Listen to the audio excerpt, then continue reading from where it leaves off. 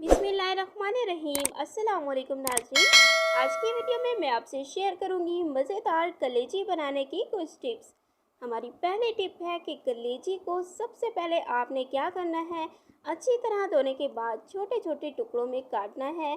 इस तरह से क्या होगा कि कलेजी की ग़िज़ाइयत जो है वो ज़ाया नहीं होगी। टिप नंबर 2 है, कलेजी को धोते वक्त इस पर मौजूद बारीक झल्ली को उतार दें। इसको उतारने से क्या होगा कि कलेजी जो है वो नरम बनेगी और सख्त नहीं होगी। तीसरी टिप भी बहुत ही ज़बरदस्त है। कलेजी पकाते वक्त आपने टाइमिंग का भी ख्याल रखना है, क्योंकि देर तक पकने की वजह से कलेजी जो है वो सख्त हो जाती है। टिप नंबर 4, कलेजी में पानी और ख़ास तौर पर ठंडा पानी डालने की गलती हरगिज़ मत कीजिएगा, क्योंकि इससे कलेजी जो है वो पत्थर की तरह सख्त हो जाएगी।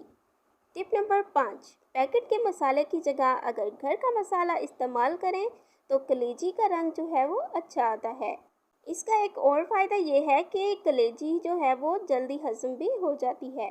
टिप नंबर 6 है, कलेजी को अगर दही में मैरिनेट करके पकाया जाए तो बहुत अच्छी बनती है, क्योंकि कलेजी जो है वो दही के पानी में गल जाती है और इसका रंग भी बहुत अच्छा आता है।